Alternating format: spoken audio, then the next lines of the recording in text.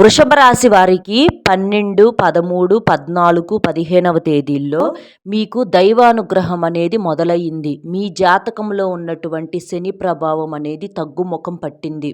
అయితే మీకు ఈ దైవానుగ్రహం అనేది ఎప్పుడూ కూడా నిలబడి మీ జీవితంలోకి మళ్ళీ శనిగ్రహం అనేది వచ్చి ఎటువంటి ఇబ్బంది అనేది పెట్టకుండా ఉండాలి అనంటే మీరు ఈ చిన్న చిన్న పరిహారాలు అనేవి చేసుకోండి.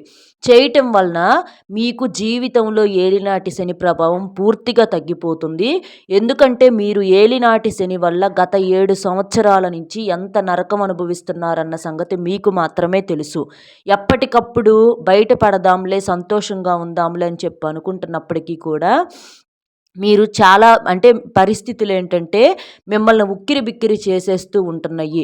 ఎప్పటికప్పుడు మనశ్శాంతి అనేది లేకుండా మాకన్నా కూడా మా దరిద్రమే ముందు పరిగెత్తుతుందా, అసలు పిలిస్తే పలకకుండా మాకు ఫ్రీగా ఏదన్నా ఉందా అంటే అది మా దరిద్రం మాత్రమే అన్నట్లుగా మీకు ప్రతి పనిలో కూడా వెక్కిరించినట్లుగా మీకు ఆ నెగిటివ్ అనేది అడ్డుపడుతుందన్నమాట.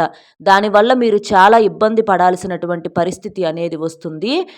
ఎందుకంటే మీ గ్రహాలు జాతకంలో దోషాల వల్ల గ్రహాలు అనేవి మీకు కొన్ని వ్యతిరేకంగా మారుతున్నాయి. వాటన్నింటినీ తొలగించుకోవటానికి, వాటన్నింటి నుంచి బయటపడటం కోసము చాలా ఖర్చు లేని ఈ పరిహారాలు మీకు చాలా బాగా ఉపయోగపడతాయి. అలా చేయటం వలన మీకు శనిదేవుడి యొక్క ఆగ్రహానికి బదులుగా అనుగ్రహం అనేది దొరుకుతుంది. అలాగే పరమేశ్వరుడి యొక్క ఆశీస్సులతో మీరు జీవితాంతం సంతోషంగా ఉండటానికి ఇది బాగా ఉపయోగపడుతుంది. కాబట్టి వృషభ రాశి వారు ఏంటంటే ఏముందిలే అని చెప్పేసేసి మీరు వీడియోని ఎక్కడా కూడా కొట్టిపారేయకుండా చివరి వరకు అంతా కూడా వివరంగా వింటే అర్థమవుతుంది. అలాగే ఇంకొంతమంది వృషభ రాశి మిత్రులకు చేరటం కోసం వీడియోకి ఒక లైక్ ఇచ్చి సపోర్ట్ చేయండి. వృషభ రాశి వారిది రాశి చక్రంలో 2వ రాశి. వీరి రాశికి అధిపతి శుక్రుడు. ఈ వృషభ రాశి వారిని మనం చూసినట్లయితే వీరు వచ్చేటప్పటికి వీరి దగ్గర నాయకత్వ లక్షణాలు అనేవి చాలా ఎక్కువగా ఉంటాయి. స్త్రీలు కావచ్చు, పురుషులు కావచ్చండి, ముందు వీళ్ళు సరదా కలిగినటువంటి వ్యక్తులు అన్నమాట. జీవితాన్ని చాలా భయంకరమైనటువంటి కోణాల్లో కొంతమంది చూస్తూ ఉంటారు. కానీ వృషభ రాశి వారు ఏంటంటే జీవితాన్ని కాస్త చిన్న వయసులో కాస్త ఆడుతూ పాడుతూ సరదాగా జీవితాన్ని ఎంజాయ్ చేయాలి అన్న కోణంలో చూస్తూ ఉంటారు. కానీ అలాంటి సరదా కలిగినటువంటి వ్యక్తులకు మాత్రం ఈ విధి ఎలా మలుపు తిరిగిద్దంటే మీకు జీవితం ఇంత ఈజీగా ఉండదు, చాలా రకాలుగా మీరు పడాల్సింది చాలా ఉంది అన్నట్లుగా, ఏదో పగబట్టినట్లుగా మీరంతా ఏముందలే టేక్ ఇట్ ఈజీగా వెళ్ళిపోతూ ఉన్నప్పటికీ కూడా మీ చుట్టూతా ఉండేటటువంటి మనుషులు కావచ్చు, పరిస్థితులు కావచ్చు, వాళ్ళు ఎక్కువగా నెగిటివ్‌ని చూపిస్తూ ఉంటారనమాట. కుటుంబాన్ని అచ్చంగా మీరే లాక్కు రావాలి. వివాహమైన తర్వాత ఓకే అండి, ఇబ్బంది లేదు, కాదని అంటల్లా. కానీ వివాహాలు కాకతలికే కూడా చిన్న వయసు నుంచి కుటుంబ బరువు బాధ్యతలు మోసే వయసు కాదది. అయినా సరే అలాంటి వయసు నుంచే బాధ్యతలన్నీ నెత్తి మీద పడటము, కుటుంబాన్ని మీరే చూసుకోవటము, ఇళ్లల్లో మంచి చెడులు మీరే వాడటము, అందరికీ మీరే దిక్కులాగా అక్కడ మిమ్మల్ని చూపించటము ప్రత్యేకంగా, ఇట్లా చాలా వరకు కూడా ఎక్కువగా మీ మీద అనుకోని బరువు బాధ్యతలు నెత్తి మీద పడి చాలా ఇబ్బంది పడుతూ ఉంటారు. ఇంకా వినే ముందు ఒక్కసారి ఇది వినండి. చాలామంది కూడా కొన్ని రకాలైనటువంటి చెప్పుకోలేని సమస్యలతో బాధలు పడుతూ ఉంటారు.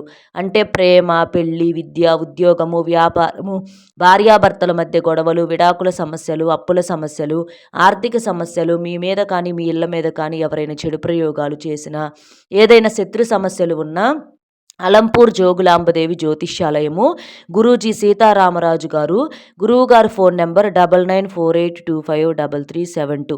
ఈ నెంబర్కి కనుక మీరు ఫోన్ చేసినట్లయితే మీరు దూరంగా ఉన్నా పర్వాలేదు, మీ యొక్క సమస్యకు పరిష్కారం అనేది గురువుగారి ద్వారాగా ఫోన్లోనే దొరుకుతుంది. గురువుగారు చేసే ప్రత్యేకమైన పూజల వలన, పరిహారాల వలన మీరు మీ సమస్య నుంచి చాలా తేలికగా బయటపడగలుగుతారు. నమ్మకంతో గురువుగారికి కాల్ చేయండి. ఎందుకంటే చెప్పింది చెప్పినట్లుగా జరుగుతుంది. ఇక వీడియోలోకి వస్తే ఇలా ఈ వృషభ రాశి వారికి ఏంటంటే మొట్టమొదటి నుంచి కూడా సమస్యల్లోనే వీళ్ళు నలిగి పెరుగుతూ ఉంటారనమాట. చిన్న వయసులో ఆడుతూ పాడుతూ సరదాగా ఉండి ఏదో స్కూల్‌కెళ్ళి చదువుకోవాల్సిన టైంలో కూడా వీళ్ళు చదువులు మానేసి కుటుంబాలను లాక్కురావాల్సిన పరిస్థితి, కష్టపడి చెమటోడ్చి పని చేయాల్సినటువంటి పరిస్థితి అనేది ఈ వృషభ రాశి వారి మీద చిన్న వయసు నుంచే ఉంటుందన్నమాట. ఎందుకంటే వీరి మీద ఏలినాటి శని ప్రభావం అనేది కొంచెం ఎక్కువగా ఉంది. కాబట్టే వీళ్ళేంటంటే ప్రతీదీ కూడా కష్టపడి సంపాదించుకోవటము, ఏదో అప్పుండి బాకీ తీర్చాలి అన్నట్లుగా ప్రతి ఒక్కరికి కూడా వారి యొక్క అవసరాలు తీర్చటము, ఇలాంటివన్నీ కూడా వీరికి ఎదురవుతూ ఉంటాయి.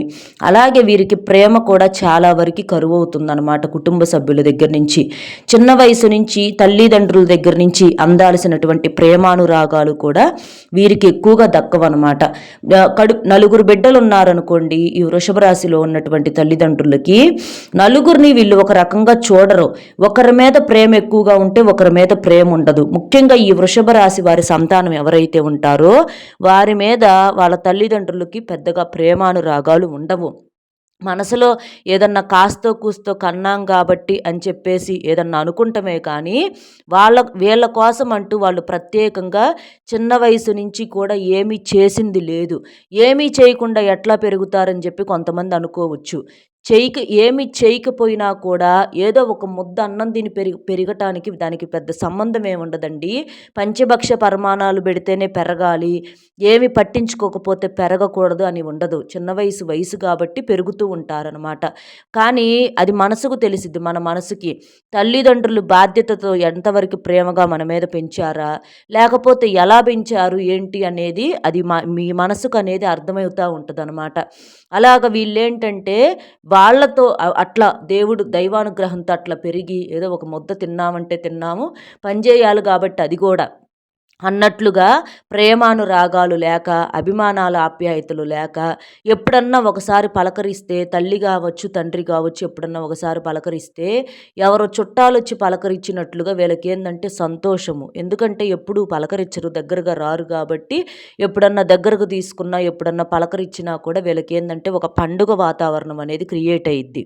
అలాగా వీరికేంటంటే చివరికి తల్లిదండ్రుల దగ్గర ప్రేమ కూడా దానికోసం డబ్బు కోసం ఎదురు చూస్తున్న తర్వాత చివరికి ప్రేమ కోసం కూడా ఎదురు చూడాల్సిన పరిస్థితి. ఇంకా వీళ్ళని పట్టించుకునే వాళ్ళు లేక, తిన్నావా లేదా అని చెప్పి అడిగేవాళ్ళు లేక, వీళ్ళు పనులు కూడా మరి చదువులు తక్కువ కదా, చదువులు తక్కువ కాబట్టి అక్కడ ఇక్కడ పనులు చేయటము. ఆ చేసే పనులు కాడ వాతావరణం వేరుగా ఉంటుంది, అక్కడ మాటలు వేరుగా ఉంటాయి. అందుకని వీరి మాట తీరు కూడా కటువుగా మారిపోయిద్ది అనమాట. మనసు వెన్నలాంటిదే కానీ మాట తీరు ఆ చుట్టూత పెరిగినటువంటి పరిస్థితులు, నలుగురు మధ్య తిరగటము, ఆ పనులు చేయటము, అలాంటి కాడ వాళ్ళందరూ పెద్ద పెద్దగా అరుచుకోవటము, కేకలు పెట్టుకోవటము, ఇలాంటివి చేయటం వలన వాళ్ళ యొక్క మనస్తత్వం కూడా ఎలా తయారయ్యిద్దంటే అది ఇక అంటే ఇంట్లో వాళ్ళు ఏదన్నా అడిగినా కూడా ఏమన్నా ఇంట్లో వాళ్ళతో కూడా మాట్లాడేటప్పుడు ఏంటి అని చెప్పి గద్దిచ్చినట్లుగా మాట్లాడతాం. అంటే ఏంటి అన్న మాటకి తేడా ఉంటదనమాట. అలాంటి తేడాలు అనేవి వీరి యొక్క మాట తీరులో కూడా వచ్చినయి. మాట అయితే కటువుగా ఉంటుంది కానీ మనసులో మాత్రం ఏదీ ఉండదు. అది అర్థం చేసుకున్న వాళ్ళకు మాత్రమే అర్థమయ్యిద్ది. కానీ పైకి అర్థం చేసుకునే వాళ్ళు ఎవరండి? కన్న తల్లిదండ్రులే అర్థం చేసుకోలేని రోజులు కొంతమంది ఈ రోజుల్లో. కొంతమంది తల్లిదండ్రులు ఏంటంటే పిల్లల మీద ఎక్కువగా ఎఫర్ట్స్ అనేవి పెట్టకుండా వాళ్ళదేదో వాళ్ళు చూసుకుంటా వెళ్ళిపోతూ ఉంటారు. ఎక్కువ శాతము తల్లిదండ్రులు అర్థం చేసుకుంటారంటారు. కానీ అర్థం చేసుకోని తల్లిదండ్రులు కూడా అక్కడక్కడ ఉంటున్నారు.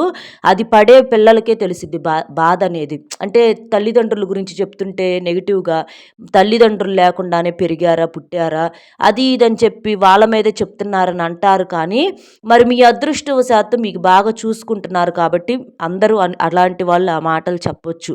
కానీ అందరికీ అలా చూసుకునే వాళ్ళు దొరకరండి. తల్లిదండ్రులు అనేటటువంటి ముసుగేసుకొని వాళ్ళ స్వార్థాలు, వాళ్ళ యొక్క వాళ్ళు చేయాలనుకున్నవి చెయ్యటము, వాళ్ళ పంతము, వాళ్ళ పట్టుదల, వాళ్ళ యొక్క నిర్ణయాలన్నీ బలవంతంగా బలవంతంగా పిల్లల జీవితాల మీద రుద్దటము, చేసేయన్నీ చేసేసి చివరకు దేవుడి రాతలని కనిపించని దేవుడి మీద తోసేయటము, మంచి జరిగితే వీళ్ళ ఖాతాలో, చెడు జరిగితేనేమో దేవుడి ఖాతాలో అట్లా వేసేసి పిల్లల జీవితాలతో ఆడుకొని వాళ్ళని కనీసం మనుషుల్లాగా కూడా చూడకుండా, వాళ్ళ యొక్క కనీస అవసరాలు కూడా గుర్తించకుండా వాళ్ళని ఒక మిషన్ లాగా చూసే తల్లిదండ్రులు స్వార్థపూరితంగా ఎంతమందో ఉన్నారు. పైకి ఎవరు చెప్పుకోరు మేము స్వార్థపరులమని, దుర్మార్గములమని ఎవరు చెప్పుకోరు. మేము దేవుళ్ళమనే చెప్పుకుంటారు. కానీ వాళ్ళు చేసే పనులనేవి మనం అంచనా వేసుకోవచ్చు అనమాట. వాళ్ళ ప్రవర్తన, వాళ్ళ పనులను మనం అంచనా వేసుకోవచ్చు అనమాట. తెలిసి తెలియని వయసుల్లో ఏందంటే మా అమ్మ, మా నాన్న అని చెప్పేసేసి ఇలాంటి వాళ్ళ గురించి తెలియనప్పుడు అనుకుంటాము. కానీ తెలిసిన తర్వాత పిల్లల మనసులు ఏంటంటే విరిగిపోతాయి అనమాట. ఇక విరిగిపోయి వీళ్ళు ఏం చేశారు? అంతా మాటలు తప్ప మా కోసం చేసింది ఏమీ లేదు. మా జీవితాలు ఇవాళ రోజున ఇట్లా సర్వనాశనం అయిపోవటానికి కారణం వీళ్ళే. వీళ్ళు కొంచెం బాధ్యతగా ఉన్నా కూడా మా బ్రతుకులు ఇట్లా తెల్లారేవి కాదు అని చెప్పేసి ఇక చివరికి బాధలు పడి పడి పడి పడి పిల్లల మనసు అనేది విరిగిపోతూ ఉంటుంది అనమాట. ఇలాగా అవి చెప్పుకుంటే ఎవరికి అర్థం కావండి. బయట ఎవరికన్నా చెప్పుకుంటే తల్లి మీద చెప్తున్నావా, తండ్రి మీద చెప్తున్నావా అని చెప్పేసి పొడుస్తూ ఉంటారు. కానీ నిజానికి వాళ్ళకేం తెలిసిద్ది? వీళ్ళు పడే బాధలు పడేది వీళ్ళు కదా. మోసే వాళ్ళకే బరువు తెలిసిద్ది కానీ చూసే వాళ్ళకి ఎప్పుడు కూడా తెలియదు. అట్లా అలా అలా తప్పుగా అర్థం చేసుకుంటూ ఉంటారు. అందుకని వీళ్ళేంటంటే బయటికి ఎవరికి కూడా చెప్పుకోలేరు. బయటికి ఎవరికి చెప్పుకోలేక వాళ్ళల్లో వాళ్ళు ఉండలేక ఎంత నరకం అనుభవిస్తారన్న సంగతి అది వీరికి మాత్రమే తెలిసిద్ది. అలాగా వీళ్ళకేంటంటే మనం చెప్పింది ఇక్కడ 7 సంవత్సరాలేనండి ఏలినాటి శని. కానీ నిజానికి చెప్పాలంటే గట్టిగా 21 సంవత్సరాలు వీళ్ళు శని ప్రభావంతో అల్లాడుతున్నారనమాట. సరేలే కాస్త పెళ్ళైన తర్వాతన్నా ఏదన్నా సుఖం ఉంటుందేమో అని చెప్పేసేసి పెళ్లి చేసుకోవటం అనేది జరిగిద్ది. పెళ్లి చేసుకున్నప్పుడు కాస్తో కూస్తో వీళ్ళు కోరుకున్న జీవితం అయితే వీరికైతే కనిపించిద్దండి. ఎందుకంటే కష్టపడి చిన్నప్పటి నుంచి అన్నీ కోల్పోయిన మనసు కాబట్టి మనల్ని నమ్ముకొని వచ్చిన మనుషులకి ఏమేమి అందివ్వాలన్నది వీళ్ళకి తెలిసిద్దనమాట. అలాగా కొంతవరకు దొరుకుతుంది. కానీ ఎక్కువగా ఇక్కడ కూడా ఏందంటే కొంచెం వచ్చేవాళ్ళు అరవటము, కేకలు పెట్టటము, అర్థం చేసుకోకుండా మాట్లాడటము, ప్రతిదానికి అవమానించటము, అనుమానించటము. ప్రేమ ఉంటుంది, ఉండదని చెప్పి అంటలే. ఎందుకంటే భార్యాభర్తల మధ్యలో ఖచ్చితంగా ప్రేమలు అనేవి రోజులు గడిచే కొద్దీ ప్రేమలు ముదురుతాయి. కానీ ఈ క్రమంలో నలగటం అనేది ఎక్కువగా ఉంటుందన్నమాట.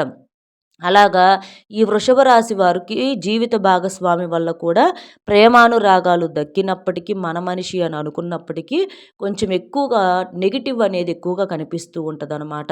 అంటే ఇంటికి వచ్చిన కానించి గొడవ, మగాళ్ళైతే ఇంటికి వచ్చిన కానించి గొడవ, ఎంత సంపాదించావు, ఏం చేసావు, వాళ్ళు అవి కొంటున్నారు, వీళ్ళు ఇవి కొంటున్నారు, నువ్వేం చేయవేంది, ఇంట్లో మాకు కూడా పనులు చేసి పెట్టు, ఖాళీగానే ఉంటున్నావు కదా, అది ఇదని చెప్పేసి ఎప్పుడన్నా ఖాళీగా ఉంటే ఇంట్లో పనులు చేయమని గోల.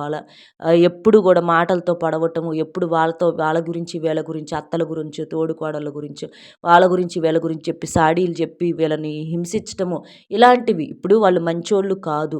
పొద్దుగూకులు వీళ్ళకి చెప్తే ఏమొచ్చింది ఒకసారి ఆలోచించండి. వీళ్ళు మిమ్మల్ని బాగా చూసుకుంటున్నారా లేదా ఇంతవరకు ఆలోచించుకోవాలి. కానీ వాళ్ళు అట్లా వీళ్ళు ఇట్లా అని చెప్పి వచ్చిన కాడి నుంచి మనిషికి చెబితే ఆ మనిషికి ఇంకా నరకమేగా. అక్కడ పనిచేసి వస్తాడు, ఇక్కడ ఖాళీగా కనిపించిన ఆ పని ఒత్తిడి అనేది ఉంటుంది. అది మీకు ఇళ్లల్లో కూర్చున్న వాళ్ళకి తెలియదు కదా. ఇంట్లో కూర్చున్న వాళ్ళు కనీసం ఇంట్లో పనులన్నా చేసుకోవద్దా? బయట నుంచి వచ్చిన మగ మనిషిని పని చేయమని ఎంతమందో విసిగిస్తూ ఉంటారండి. పని చేసుకోవటం తప్పులేదు, ఆడ మగ ఇద్దరు కలిసి చేసుకోవటంలో తప్పులేదు. వాళ్ళకు కూడా టైం ఉండి ఖాళీ ఉండి వాళ్ళు కూడా మరి సంపాదించే పని మీద బయటికి వెళ్తూ ఉంటారు. అవన్నీ చూసుకొని మళ్ళీ ఇంటికొచ్చి భర్తే అంట్లు కడగాలి, భర్తే బట్టలు మడతెయ్యాలి, భర్తే బాత్రూమ్స్ క్లీన్ చేయాలి, భర్తే బూజులు దులపాలి, భర్తవు కాబట్టి నువ్వు భరించు, నువ్వు బయట చెయ్యి, మాకు ఇంటికి వచ్చి అంట్లు కడిగి పెట్టు, లేదంటే నువ్వు కరెక్ట్ కాదు, వాళ్ళు ఎట్లా చేస్తున్నారు, వీళ్ళు ఎట్లా చేస్తున్నారు అని అంటే మగవాళ్ళు మీకు అంట్లు కడిగి బట్టలు ఉతికి పెడతా ఉంటారా? పనులు చేయటం అంటే ఇంట్లో ఆడవాళ్ళు కూర్చొని చేసేది ఏముంటుంది? అది కూడా ఆలోచించాలి కదా. అట్లా అంటే ఇది అందరికీ వర్తించిద్దని నేను చెప్పట్లేదండి. కొంతమంది ఇలాంటి వాళ్ళు ఉన్నారు. కాకపోతే వీళ్ళేందంటే సిగ్గుపోయిద్దని చెప్పి బయటికి ఎవరు చెప్పుకోరు అనమాట. లేకపోతే ఎంతమందో ఖాళీగా ఉంటే చేసుకోవచ్చు. ఇద్దరు మగుడు పిల్లలు ఇళ్లల్లో వర్క్ ఫ్రమ్ హోమ్లు చేసుకునే వాళ్ళు అలాంటి వాళ్ళు చేసుకోవచ్చు, కాదని అంటల్లా. కానీ బయట చేసొచ్చి అదరగంటంతోటి లేకపోతే నేను నీతో మాట్లాడను అని చెప్పేసేసి ఇట్లా మగవాళ్ళ చేత గొడ్డు చాకిరి ఇంట్లో అంట్లు గడిగిచ్చి బాత్రూమ్స్ గడిగిచ్చే వాళ్ళు ఆడవాళ్ళు కూడా ఉన్నారండి. కాకపోతే వీళ్ళు బయటికి చెప్పుకోరనమాట. అలాగ చాలా వరకి కూడా వీళ్ళకి ఏంటంటే కొంత మనశ్శాంతి అనేది కరువవుతుంది. అంటే నెత్తిన పెట్టుకొని చూసుకునే వాళ్ళు కూడా ఉన్నారు. అటు ఉన్నారు, ఇటు ఉన్నారు. పూర్తిగా మనము ఎందుకంటే ఎంతోమంది ఉంటారు కాబట్టి ఒకే రాశి అయినప్పటికీ కూడా మనం పూర్తిగా ఇది అని అచ్చంగా చెప్పలేము. కొంతమంది నెత్తిన పెట్టుకునే వాళ్ళు ఉన్నారు. కొంతమంది ఇలా చూసేవాళ్ళు ఉన్నారు. కొంతమంది అరుచుకుంటానే ప్రేమలు చూపించుకునే వాళ్ళు. 3 రకాలుగా ఉంటారనమాట. ఇలాగ ఈ వృషభ రాశి వారి జీవితంలో కూడా రకరకాల అనుభవాలనేవి ఎదురవుతూ ఉంటాయన్నమాట. మీకు ఇవన్నీ తగ్గాలి, మీరు చేసే వ్యాపారాల్లో కానీ, ఉద్యోగాల్లో కానీ కలిసి రావాలి, ఈ నెగటివిటీ అనేది తగ్గిపోవాలి అనంటే మీరు ఈ పరిహారాలనేవి పాటించండి. మీరేంటంటే మీకు శివారాధన బాగా కలిసి వచ్చిద్ది. మీరు సోమవారాలు మీ దగ్గరలో ఉన్నటువంటి శివాలయానికి వెళ్ళి శివలింగానికి అభిషేకం చేయండి. పాలతో కానీ నీటితో కానీ మీరు అభిషేకం చేస్తే శివుడు అభిషేక ప్రియుడు కాబట్టి మీ జాతకంలో ఉన్నటువంటి ఈ జాతక దోషాలు, గ్రహ దోషాలు, శని దోషాలు పూర్తిగా తొలగిపోతాయి. ఒకవేళ మీకు శివాలయం అందుబాటులో లేకపోతే మీకు మీ బొటన వేలు కన్నా చిన్న సైజులో ఉన్నటువంటి ఒక శివలింగాన్ని తీసుకొచ్చుకొని ఇంట్లో పెట్టుకొని, కాకపోతే బొటన వేలు కన్నా చిన్న సైజులో ఉండాలి, గుర్తుంచుకోండి. అలా ఇంట్లో పెట్టుకొని అలాగైనా సరే మీరు ఇంట్లో శివలింగానికి అభిషేకం చేసుకోవచ్చు. ఇంట్లో శివపార్వతులకు పూజ చేసుకోవచ్చు. మీకు సోమవారాలు ఎప్పుడు కుదిరితప్పుడు ఇలాంటివి చేయండి నియమనిష్టలతోటి, మీకు బాగా కలిసి వస్తుంది. అలాగే మీకు దగ్గరలో ఉన్నటువంటి శనీశ్వరుడి ఆలయానికి అంటే నవగ్రహాల దగ్గరకు వెళ్ళేసేసి శనిదేవుడి ముందల నువ్వుల నూనెతో దీపం వెలిగించండి. ఆ వెలిగే దీపంలో ఒక చిటికెడు నల్ల నువ్వులు వేయండి. అలా వేయటం వలన మీ జాతకంలో ఉన్నటువంటి శని దోషాలు పోతాయి. లేదు అనుకుంటే నల్ల నువ్వులు బెల్లం కలిపినటువంటి ఉండలు చేసి ఒక 8 మందికి 9 మందికి పంచిపెట్టండి. పిల్లలకి ఎవరికన్నా వాళ్ళు తిన్నోళ్ళకి ఏం కాదు, కానీ మీకు శని ప్రభావం అనేది తగ్గుతుందన్నమాట. కాబట్టి ఇలాంటి నియమాలు అనేవి ఆచరించండి. అలాగే గోపూజ వల్ల మీకు ముక్కోటి దేవతల సంపూర్ణ అనుగ్రహం అనేది కలుగుతుంది. గోవు వస్తే ఇళ్ళకి తోలి పక్కకు పారేయకుండా గోవుకు ఆహారంగా ఏదన్నా తినిపించండి. ఏదో ఒకటి పండో, ఫలమో, కూరగాయో, నానబెట్టిన పెసలో, శనగలో ఏయో ఒకటి తినిపిస్తే ముక్కోటి దేవతల యొక్క సంపూర్ణ అనుగ్రహం అనేది కలుగుతుంది. కొంతమంది ఆవులు ఇళ్ళకొస్తే అసలు ఏదో కుక్కలను తోలినట్లుగా తోలి పడేస్తూ ఉంటారండి. ఎందుకంటే వాళ్ళకు విలువ తెలియని మనుషులు. కానీ గోవును ఏంటంటే మన హిందువుల సాంప్రదాయంలో ఎంతో పవిత్రంగా పూజిస్తూ ఉంటాం కాబట్టి గోమాత ఇంటికి రావటం అంటే ఒక అదృష్టము. అది తెలిసిన వాళ్ళకు తెలిసిద్ది. ఇంటి ముందుకు వచ్చిన గోవుకి ఏదో ఒకటి పెట్టి పంపించాలి కానీ కుక్కను తోలినట్టుగా తోలకూడదు. కాబట్టి గోపూజ కూడా మీకు ఆ దోషాల నుంచి బయటపడేస్తుందన్నమాట. ఇక మీకు వచ్చేటప్పటికి మీకు దగ్గరలో వృషభ రాశి వారికి ఏంటంటే మీ రాశికి అధిపతి శుక్రుడు కాబట్టి శుక్రవారాలు ఇంట్లో లక్ష్మీదేవి ఆరాధన, తెల్లటి పుష్పాలతో పూజ, తెల్లటి పాయసం నైవేద్యము ఇలాంటివి మీ యొక్క డబ్బుని ఆర్థికంగా ఎదగటానికి, అప్పుల బాధ నుంచి పడేయటానికి విష్ణుమూర్తి, లక్ష్మీదేవి ఆరాధన శుక్రవారాలు మీకు బాగా కలిసి వచ్చిద్ది. ఇవి ప్రతి వారం చేయాల్సిన పని లేదు, కుదిరినప్పుడల్లా చేసుకుంటా ఉండండి. వీటితో పాటుగా మీ ఇంట్లో తులసి కోట ఉంటే తులసి కోటకు ఒక చెంబుడు నీటిని సమర్పించి చక్కగా తులసి కోట దగ్గర కూడా దీపం వెలిగించడం కానీ, లేదా 2 సాంబ్రాణి కడ్డీలు వెలిగించి ధూపం వేయటం కానీ ఇలాంటివి చేయండి. ఇంట్లో కూడా ధూపం వేసుకుంటే ఇంట్లో దుష్ట శక్తులు అనేవి ఏమన్నా ఉన్నా బయటికి వెళ్ళిపోతాయి. నరుల దిష్టి అనేది పూర్తిగా తొలగిపోతుంది. అలాగే మీకు దగ్గరలో వెంకటేశ్వర స్వామి ఆలయం ఉంటే వెంకటేశ్వర స్వామి ఆలయానికి వెళ్ళి తులసి మాలను సమర్పించండి. తులసి మాలను సమర్పించడం వలన మీకున్నటువంటి జాతక దోషాలు పూర్తిగా తొలగిపోతాయి. ఇలాంటివి చాలా సింపుల్గా చేసుకునే పరిహారాలు కానీ ఫలితం మాత్రం చాలా ఎక్కువగా ఉంటుంది. ఎవరికైనా పేదవారికి కుదిరితే ఒక పూట భోజనం పెట్టండి. ఒకరికి చాలు, మీ శక్తికి తగ్గట్లుగా ఒకరికి కానీ ఇద్దరికి కానీ భోజనం పెట్టండి. అలాగే కాకి వస్తే కాకి ఒక ముద్ద అన్నం పెట్టండి. ఎందుకంటే కాకుల రూపంలో పితృదేవతలు తిరుగుతూ ఉంటారు. అలాగే మన శనిదేవుడి వాహనం కూడా కాకి కాబట్టి కాకికి ఒక ముద్ద అన్నం పెట్టడం వలన పితృదోషాలు, పితృశాపాలు, శని దోషాలు ఇలాంటివన్నీ కూడా తొలగిపోతాయి. అలాగే కుక్కకు కూడా ఆహారంగా ఏదన్నా తినిపించవచ్చు.